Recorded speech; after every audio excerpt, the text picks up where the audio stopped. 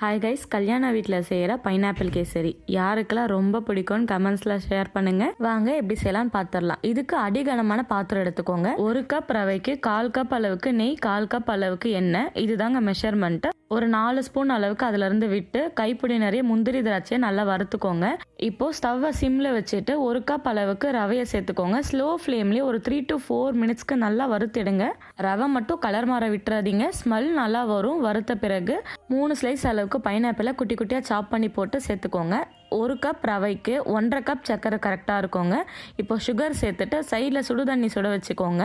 1 cup ரவைக்கு 2 cup அளவுக்கு சுடுதண்ணி சேர்த்துக்கோங்க.